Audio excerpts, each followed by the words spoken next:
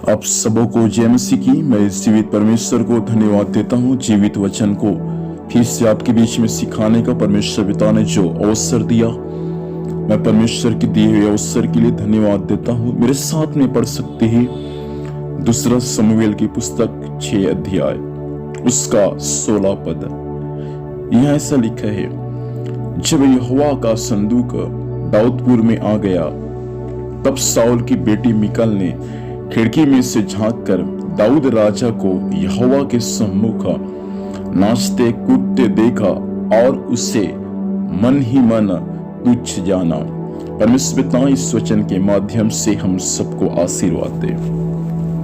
प्रियो, यहाँ पर वाचा के संदूक के बारे में दिया है। वही वाचा का संदूक जिसमें 10 आज्ञा हैं, वही वाचा का संदूक जिसमें हारून की छड़ी है, जिसमें फल फूल आ गया था। वही वाचा का संदूक जो परमेश्वर की उपस्थिति से भरा हुआ था। जब वे संदूक दाऊदपुर में आ गया, तब दाऊद राजा क्या किया? उस संदूक के सामने दाऊद राजा नाचा, अर्थात परमेश्वर की उपस्थिति में दाऊद राजा नाचा कूदा, परमेश्वर की आराधना किया। और उसके बाद परमेश्वर के वचन में लिखा है, साउल की बेटी मिकल अर्थात दाऊद की पत्नी मिकल खिड़की से क्या देखा कि मेरा पति सारे दास दासियों के सामने, नौकरों के सामने नाच रहे, कूद रहे बिना लाज शर्म के। तब दाऊद की पत्नी जो है, वे दाऊद राजा को मन ही मन तुच्छ समझने लगा।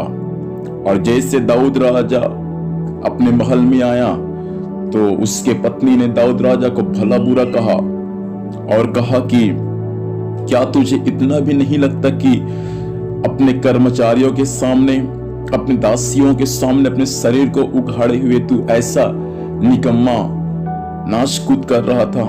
तब दाऊद उनसे कहता है, मैं इससे अधिक और भी तुच्छ बन जाऊंगा, इससे अधिक मैं और भी अपने परमेश्वर के नजरों में निकम्मा बन जाऊंगा, क्योंकि मैं किसी मनुष्य के सामने नहीं नाचा, मैं तो परमेश्वर के सामने नाचा, मैं तो परमेश्वर के सम्मुख आराधना किया। मैं आपसे कहना चाहूंगा मेरे भाई बहन, परमेश्वर के सम्मुख नाचने के लिए, परमेश्वर के सम्मुख आराधना करने के लिए कभी आप लाज शर्म ना करें।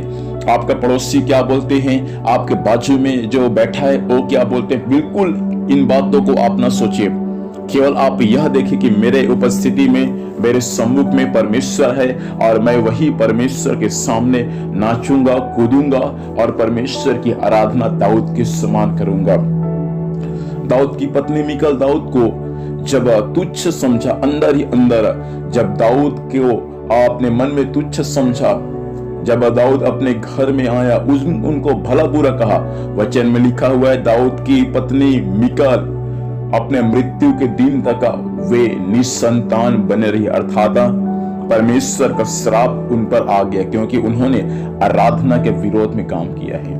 मैं आपसे कहना चाहूंगा, आराधना के विरोध में आप काम न करें। कोई व्यक्ति आत्मा से भरकर नाच कर कूद कर यदि परमेश्वर की आराधना कर रहा है, आप उनको देखकर तुच्छ ना समझे, आप उनको देखकर ना हंसे, ना उनका निंदा करे, ना उनका मजाक उड़ाए। ऐसा ना हो कि आप पर परमेश्वर का दंड आ जाए और आप जीवन भर श्रापित बना रहे। दाऊद की पत्नी को परमेश्वर नहीं छोड़ा। सोचिए, दाऊद की पत्नी मिकल अपने पति को तुच्छ समझा। परमेश्वर बोल सकता चलो हटाओ, कोई बात नहीं, दाऊद का पत्नी है, जाने दो। ऐसा नहीं, परमेश्वर दाऊद के पत्नी को भी नहीं छोड़ा, उनको भी मृत्यु के दिन तक निसंतान परमेश्वर रख दिया, अर्थात श्रापित बना दिया। आज भी बहुत सारे लोग आराधना के विरोध में काम करते हैं। याद रखना, आराधना के विरोध में आप काम करेंगे, आप श्रापित हो जाएंगे, आप कभी आशीषित बन नहीं सकते। प्रभु चाहता है कि हम कभी ऐसा काम ना करें जिस कारण से हम पर परमेश्वर का दंड आ जाए। प्रभु चाहता है कि हमेशा हम दाऊद के समान प्रभु की उपस्थिति में नाचने कूदने वाला बन जाए। आइए अपनी आंखों को बंद करें, हम प्रभु से प्रार्थना करें। खुदा बाप, धन्यवाद आपके वचन के लिए। वचन के अनुसार हम सब प्रभु दाऊद के समान नाच कूद कर आपकी आराधना करने में सहायता कर। कोई मिकल मुझे सुन रहे पिता, उनका जीवन यीशु के नाम से बदलने में सहायता कर। अजीम को संभाल, स्वर्गीय सुरक्षा दे, जहां भी जाएंगे जाने आने में सहायता कर। हर कार्य यीशु के नाम से सफल होने पाए। धन्यवाद, आपने प्रार्थना सुना है, यीशु के नाम से मांगते, आमीन। खुदा हम सबको आशीष दे, सबको जय मसीह। Praise the Lord.